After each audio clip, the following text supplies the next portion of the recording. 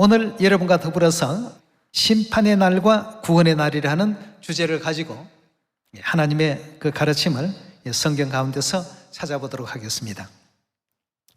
그동안 이 땅에서 하나님께서 모든 인류 인생들에게 회개의 기회와 또 하나님을 바르게 찾아 믿을 수 있는 시간을 또 주시고, 이제까지 그 모든 행위와 모든 그 행적을 종합해서 천국에 갈 자와 그렇지 못할 자를 가려내시는 날이 바로 이 심판의 날이라고 볼 수가 있겠습니다.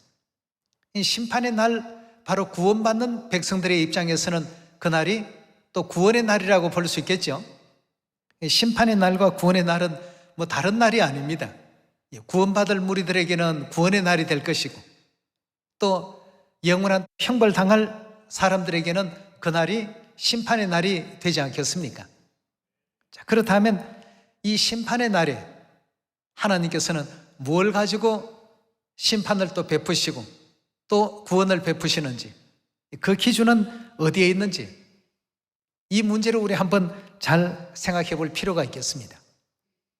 성경 66권 진리의 그 가르침 내용 그대로라면 하늘에서 범죄하고 이 지상으로 쫓겨내려온 인류 인생들이 회개하고 하나님의 어떤 가르침에 올바르게 또 순종하면서 잃어버렸던 천국의 그 영광을 회복하기 위해서 노력하고 애쓰는 그러한 사람들에게는 진실로 구원이라는 은혜를 베풀어 주시지만, 그렇지 못한 입장에 있는 사람들에게는 심판으로서 종결 지을 수밖에 없게 되겠습니다.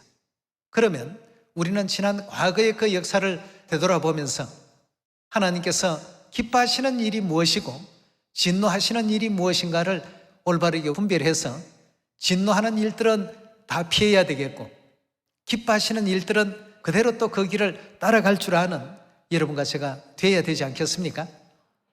그래서 오늘 하나님을 진노케 하는 사람들은 도대체 어떤 사람들이 있으며 어떤 행위 속에 하나님의 그 진노가 일어나게 되셨는지, 마태복음 26장에 먼저 하나님을 직접적으로 배반했던 가룟유다에 대한 경우를 한번 보도록 하겠습니다. 마태복음 26장 20절의 말씀 보시면,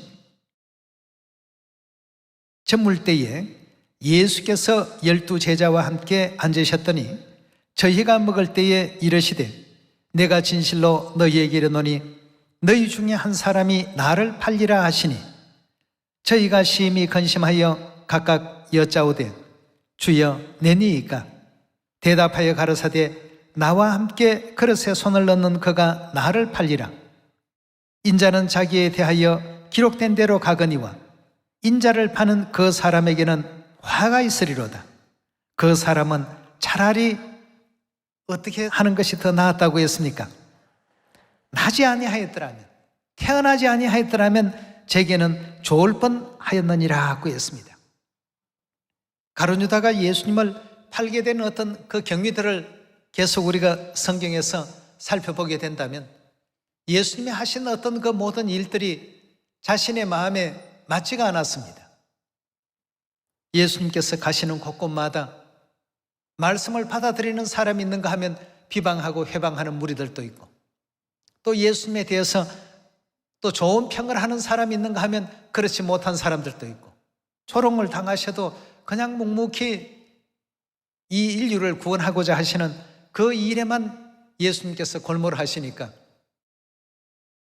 가룟유다의 생각에는 예수님께서 그 당시에 로마에 그 압제당하는 이스라엘 백성들을, 로마인들을 일거에 그냥 전멸시켜버리고 로마라는 제국을 하루아침에 무너뜨려버리는, 카리스마가 넘치고 지도력이 넘치고 전쟁도 잘하고 싸움도 잘하고 힘이 넘치고 파워풀한 메시아상을 생각했는데, 그런 부분을 찾을 수가 없습니다. 별로 온유하시고 부드러우시고 점잖으시고 눈에 보이지 않는 하나님의 나라에 대한 그 세계만 자꾸 말씀을 하시고, 이런 어떤 입장에서 결국은 예수님에 대한 믿음을, 이 가룟유다도 처음에는 사도의 반열에 오르기까지 얼마나 참 믿음의 어떤 그 정신이 두터웠겠습니까?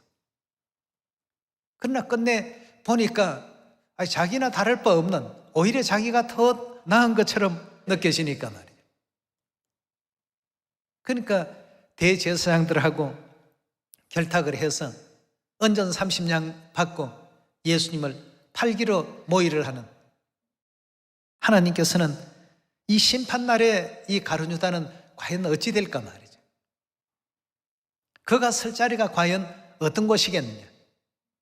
예수님께서 그의 미래를 내다보시면서 천상의 죄에 대한 보응만 받더라도 엄청날 것인데, 플러스 알파적인 이 지상에서의 범죄까지, 참으로 이 사람은 태어나지 않는 것이 그의 운명에 더 좋을 뻔하였도다 하신 이런 그 안타까움을 보이셨습니다.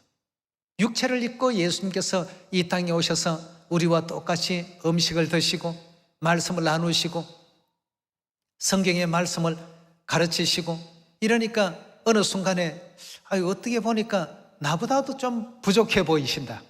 로마 군병들이 세금 내라고 하면 세금을 또 내시기도 하시고, 하시는 일들이 자기가 생각했던 메시아적인 전지전능한 그 힘을 갖추셨다라고 보이지 않기 때문에 결국 예수님을 팔아넘기는 지경까지 오게 됐던 것입니다.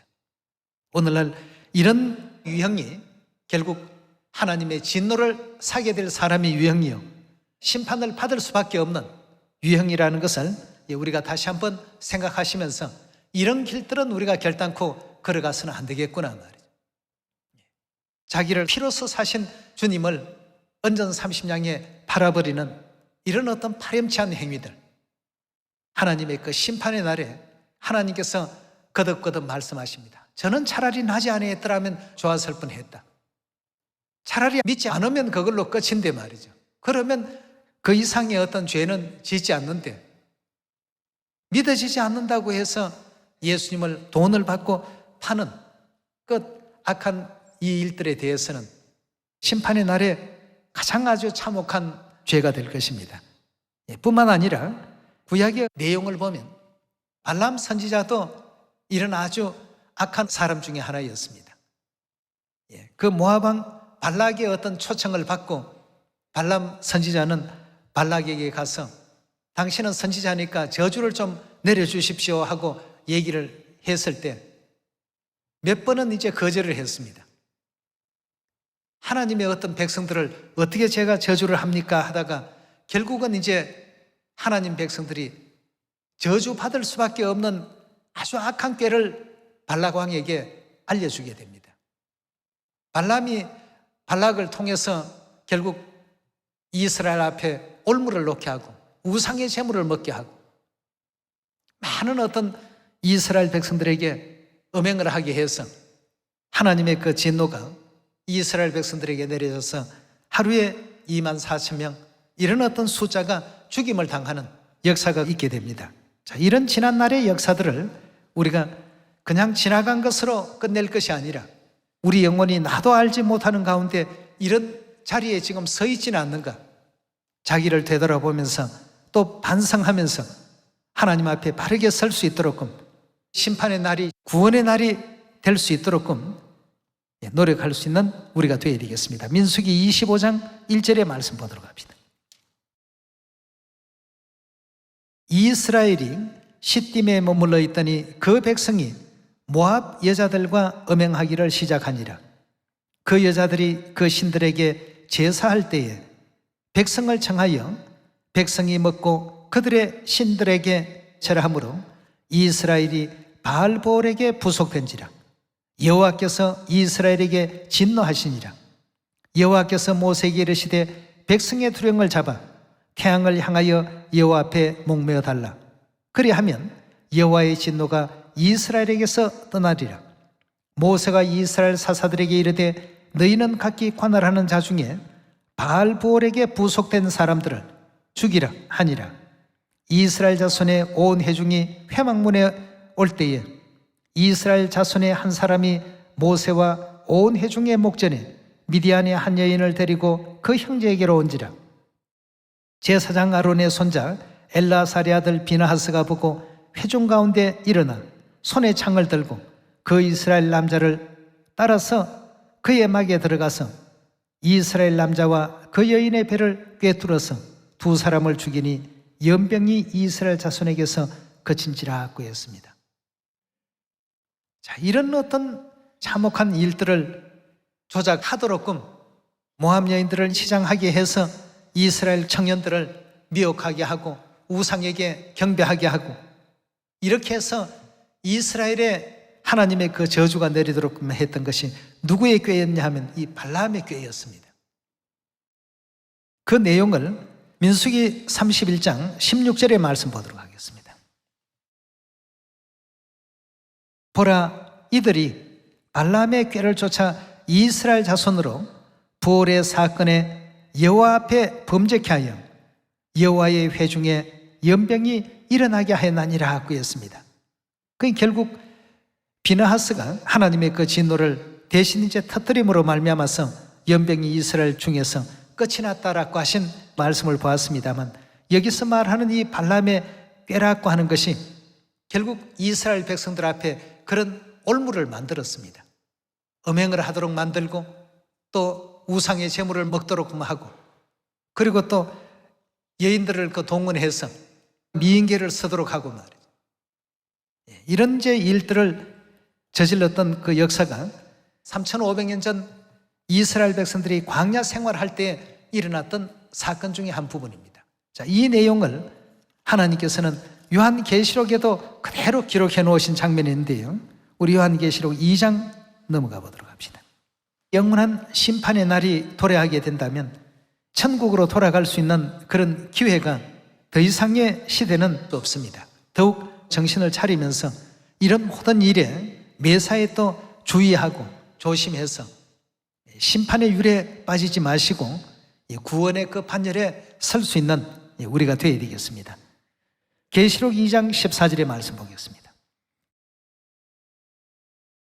그러나 내게 두어 가지 책망할 것이 있나니 거기 내게 발람의 교훈을 지키는 자들이 있도다. 발람이 발락을 가르쳐, 발람은 하나님의 선지자였고 발락은 모압 나라 왕이었습니다.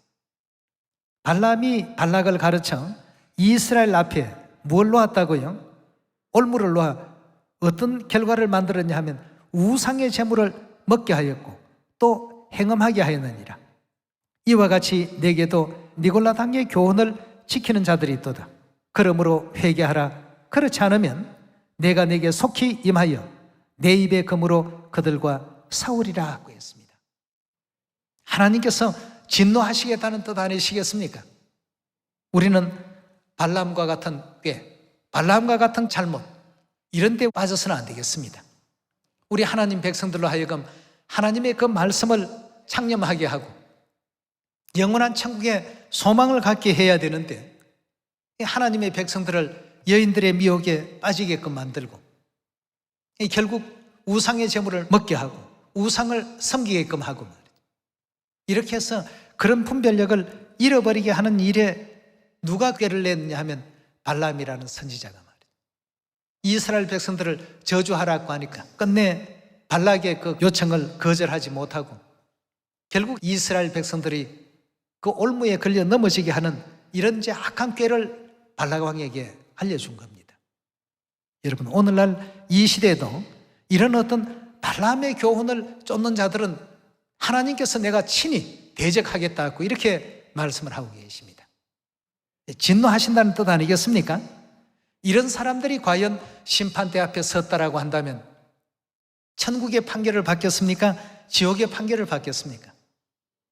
이걸 우리가 이 시대에 잘 분별해서 하나님의 선하신 그 뜻에, 그 의로우신 뜻에 늘 순종할 수 있는 그런 여러분과 제가 꼭 되도록 합시다. 자, 그리고 또 하나님의 심판대 앞에 섰을 때 하나님께서 진노하시는 인물 가운데 이세벨과 아합이라는 사람이 있었습니다. 아합은 이스라엘 나라 왕이었죠. 이세벨은 그 아합 왕의 부인이었습니다. 자, 이들이 어떤 일들을 벌이게 되었는지 꼭 기억해서 그런 어떤 삶은 살아서는 안 되겠구나 하는 이런 믿음을 꼭 가져주시기를 부탁드리겠습니다. 열왕기상 16장 보도록 합시다.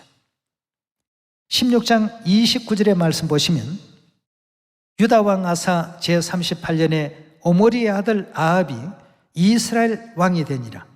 오므리의 아들 아합이 사마리아에서 22년을 이스라엘을 다스리니라.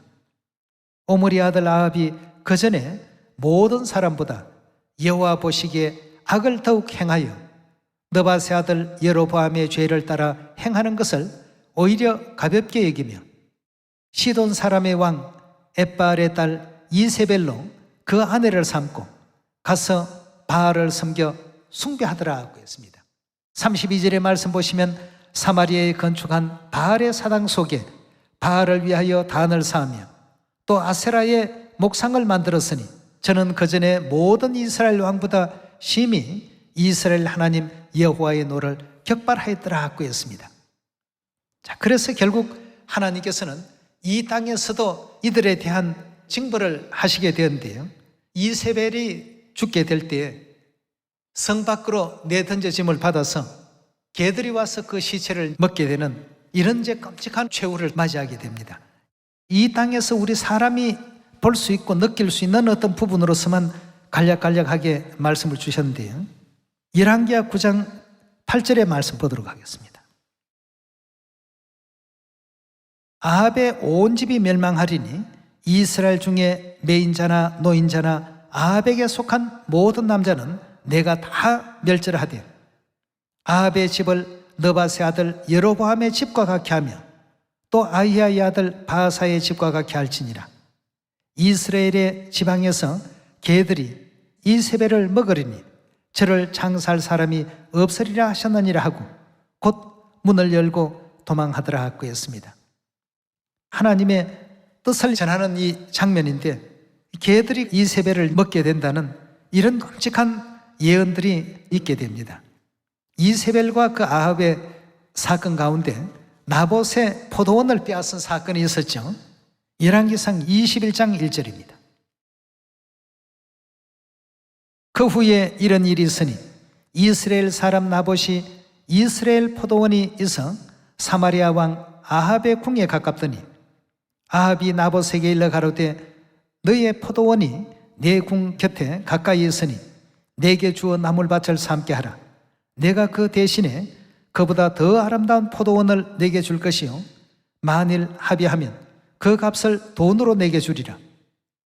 나봇이 아합에게 말하되 내 일조의 유업을 왕에게 주기를 여호와께서 금하실지로소이다 하니 이스라엘 사람 나봇이 아합에 대답하여 이르기를 내 조상의 유업을 왕께 줄 수 없다 함을 인하여 아합이 근심하고 답답하여 궁으로 돌아와서 침상에 누워 얼굴을 돌이키고 식사를 아니하니 그 아내 이세벨이 저에게 나와 가로되 왕의 마음에 무엇을 근심하여 식사를 아니하나이까. 왕이 이르되 내가 이스라엘 사람 나봇에게 말하여 이르기를 너 포도원을 내게 주되 돈으로 바꾸거나 만일 너가 좋아하면 내가 그 대신에 포도원을 내게 주리라 한즉 저가 대답하기를 내가 내 포도원을 내게 주지 않겠노라 함을 인함이로다. 그 아내 이세벨이 저에게 이르되 왕이 이제 이스라엘 나라를 다스리시나이까 일어나 식사를 하시고 마음을 즐겁게 하소서.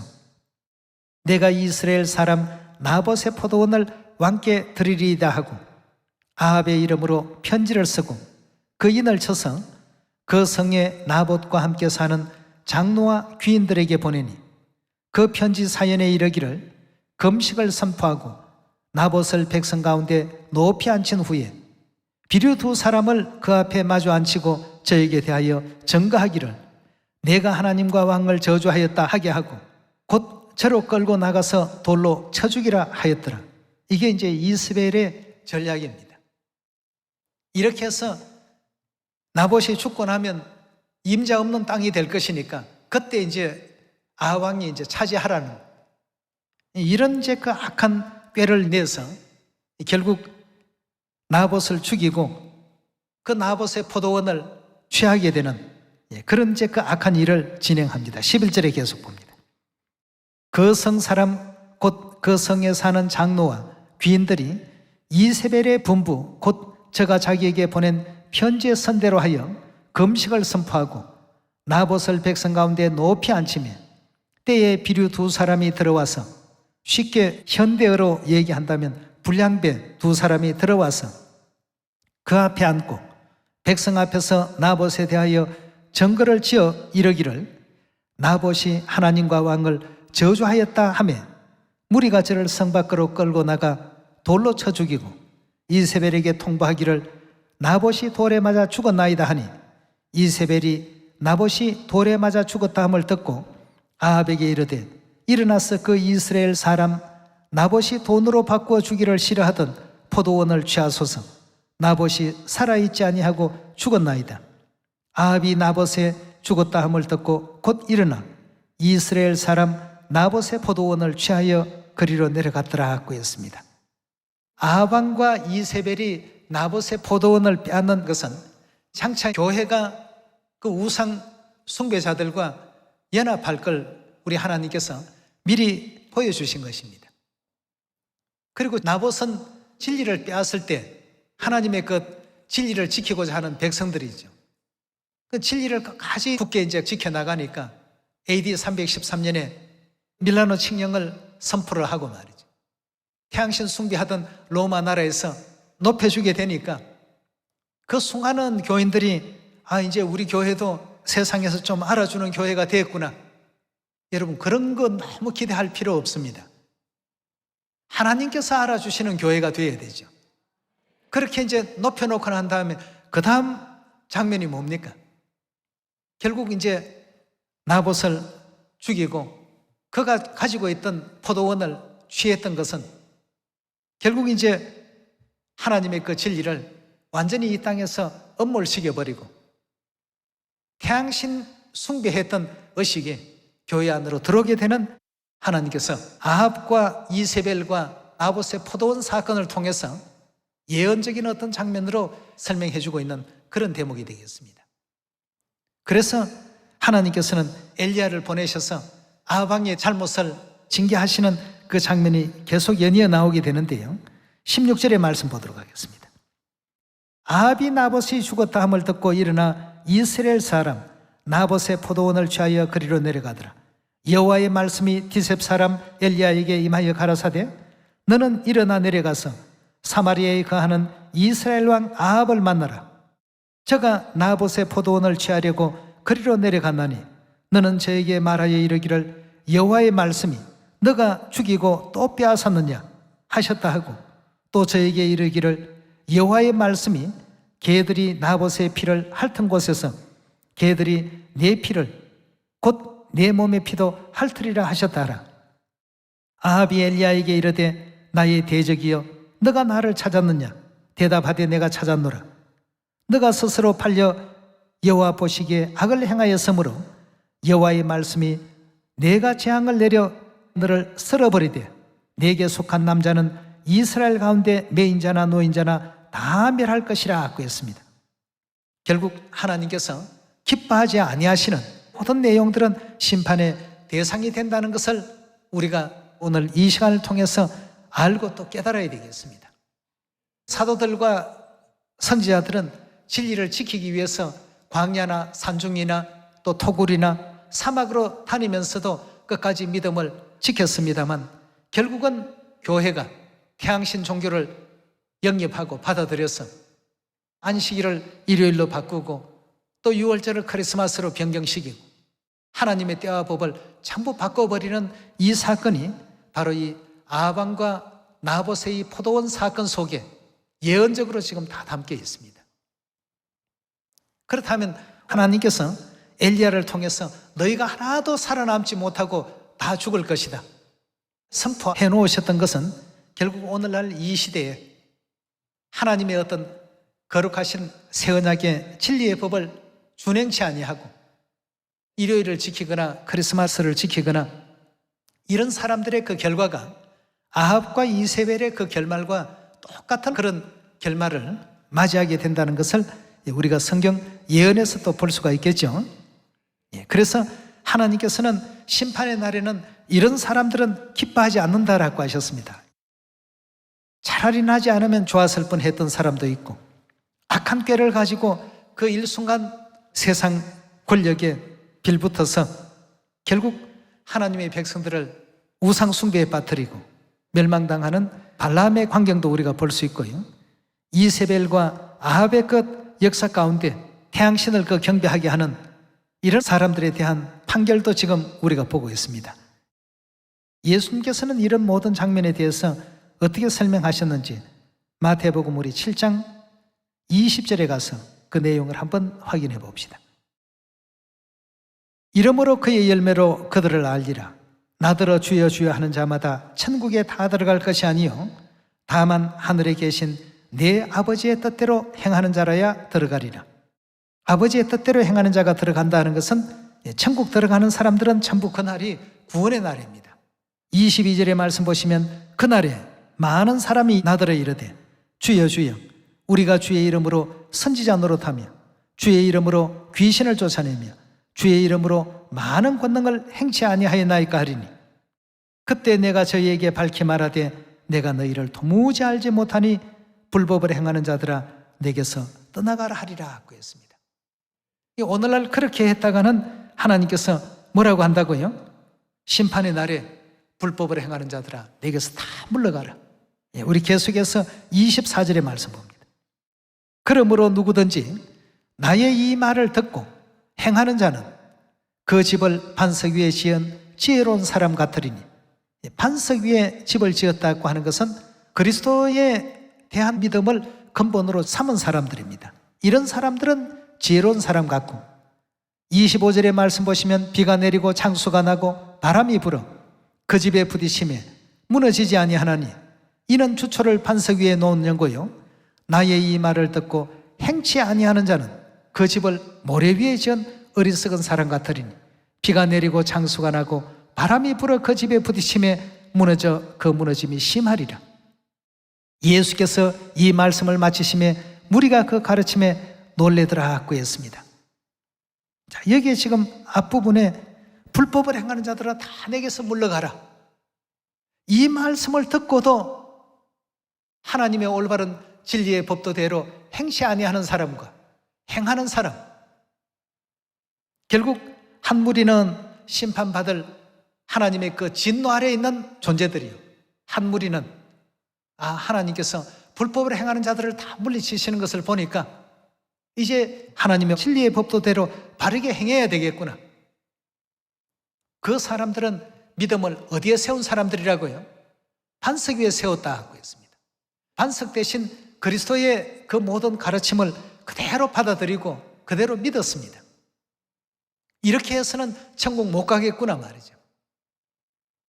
하나님의 어떤 율례와 규례와 법도 안에 있어야 되겠구나.